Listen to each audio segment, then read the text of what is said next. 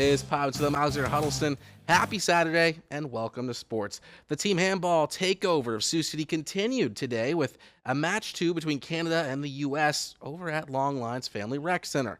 Team USA won the last night's matchup 40-18. Looking to complete this, Team USA punches their ticket to the Pan American Games, defeating Canada 40-22. Now, earlier this week, I got the opportunity to meet up with the Schultz brothers in Le Mars after they had one of the most exciting weekends of the summer on the golf course. Here's the story. My whole family plays, and it's a good place to be in the summertime. Out at Willow Creek Golf Course in Le Mars, it's just another season of business for the Schultz brothers, bar manager Tyler and clubhouse general manager Brian. However, this summer has been one they won't forget. On Friday, July 17th, Tyler was playing just another round of golf with his wife and friends. Teeing off on the 8th hole, something happened that most golfers go their whole lives without experiencing. I hit a shot and went, that just disappeared. With an 8-iron in hand, the younger brother sunk a hole-in-one from 174 yards out. That was when my emotions and excitement just went crazy, because I finally did it after playing golf for 35 years. A moment that, according to the PGA, only happens to 1 in every 12,500 golfers. But on Sunday, July 19th, only 2 days later, Brian authored a new page to an already storybook weekend. Kind of a cliche deal, but I mean, I hit an absolutely perfect shot. Left the club right on line. It bounced 5 feet in front of the hole and just kind of skipped right in. Again on black number 8, from 172 yards out, with an 8-iron of his own, Brian joined his brother in the Aces Club. Unreal. Growing up on the Willow Creek Golf Course, this was something these men have hunted for their whole lives. We'd come out, walk 9 holes, go to the range, eat supper, come back, play some more golf, and that's what we did. But to do it on the same weekend is what made it special. It just exponentially grows the odds, and I mean, we're all still in disbelief that it actually happened. Alexander Huddleston, KCAU 9 Sports. Now, in case you missed it, over 20 Siouxland High School football teams spent the day at KCAU studio as part of our high school football media day with our local squads just weeks away from beginning the football season. Teams from all 3 states stopped by, including schools around the Sioux City Metro, along with squads from Nebraska and South Dakota. All of our teams spoke on the excitement they have for 2026 while also having some fun during the event, truly helping bring the countdown to kickoff. It was nice to come out here and show everyone what Cherokee is, and I think it's a really good thing you guys do to show the community about all the teams around. I think it was very fun. It's something very new. Just talking about football is just in general fun, you know. Yeah, the team should just come out, enjoy, you know, talk about their schedule and all that.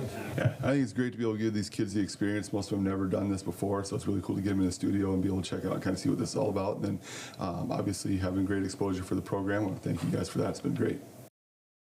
Today's coverage on KCAU Sports beginning tomorrow at 5:30 p.m. That is for sports.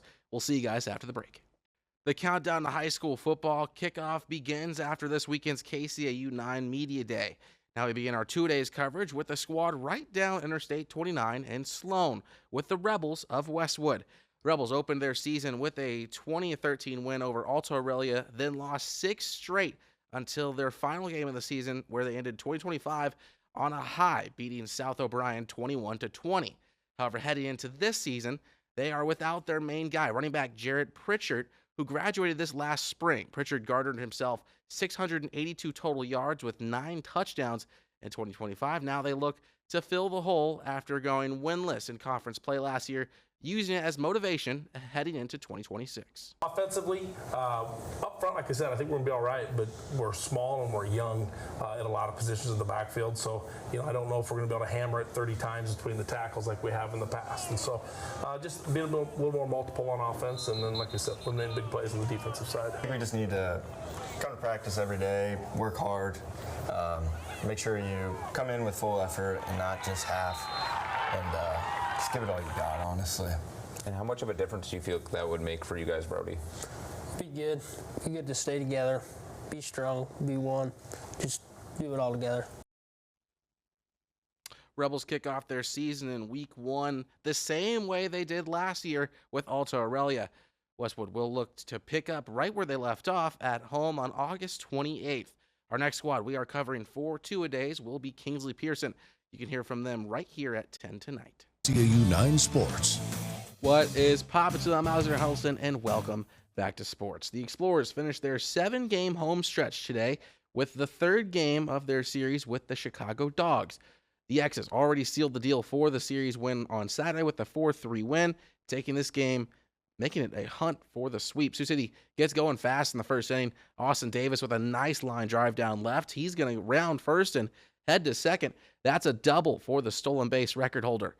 He would score soon later with the help of Braulio Vasquez, sending one deep into the outfield. Davis rounds third, heads home, steps on the plate to make it 1-0 X's. Next inning, Jacil De La Cruz quenches the fans' thirst by striking out the beer batter of the day. Now, the Dogs would plate 4 in the third inning and 5 in the fifth. Also hold off a late-game resurgence by the X's to win 9-6. Sioux City heads to Fargo-Moorhead on Tuesday to play the Redhawks. Now, next squad up for our two-a-days coverage is the Kingsley Pearson Panthers. The program coming off of its first season in 8-man football after its third change of classification in 5 seasons. The Panthers finished third in the district with a 6-4 record, ending their season in the first round of the playoffs, losing to Bishop Garrigan 57-12. This team is retooling after losing 5 players to graduation, including quarterback Landon Howe, who raked up 1,300 yards and 19 touchdowns through the air. This year's squad is very, very young, only having 2 seniors on roster, giving the Panthers the opportunity to begin building a team that can be good for years to come.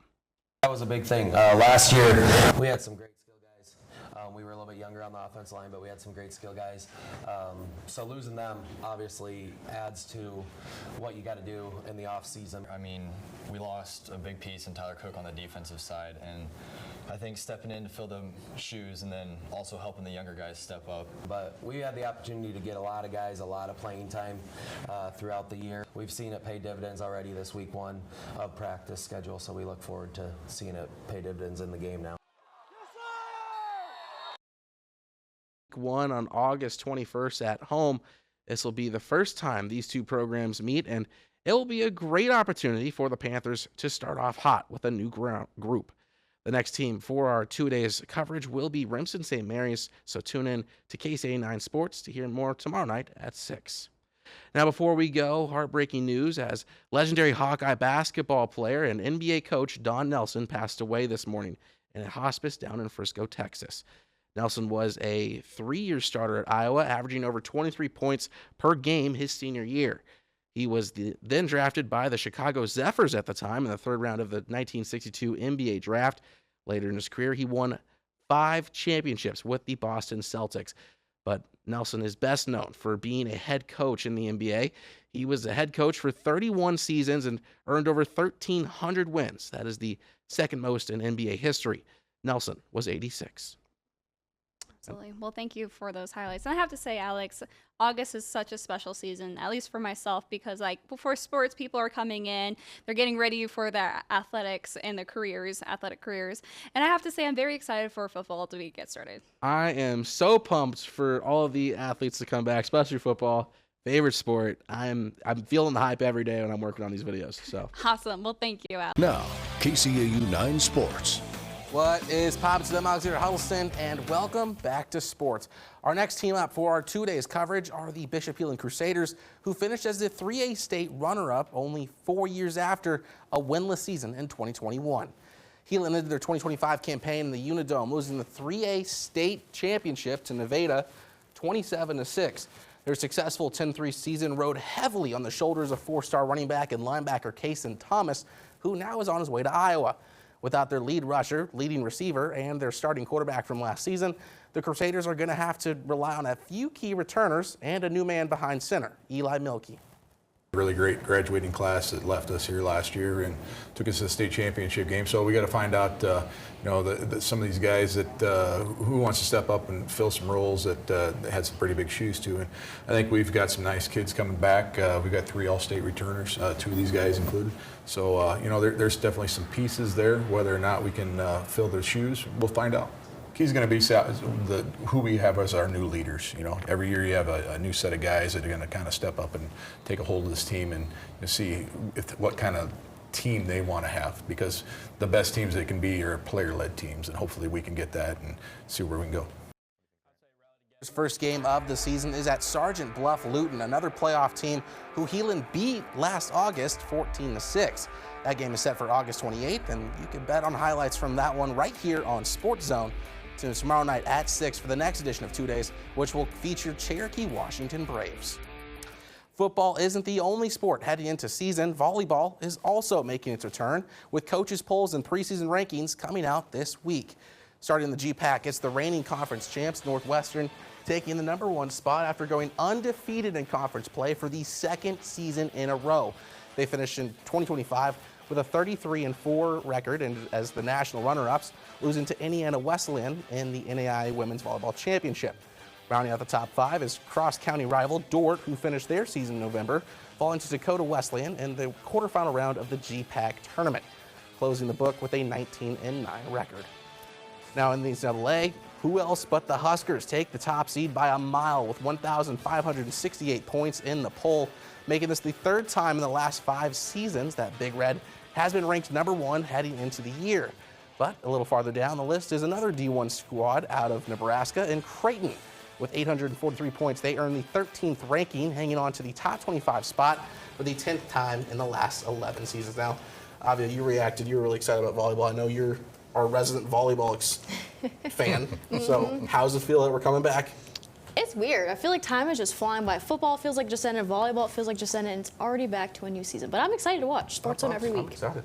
Yeah. All right, we're back after a quick break. Don't go anywhere. Victor's got us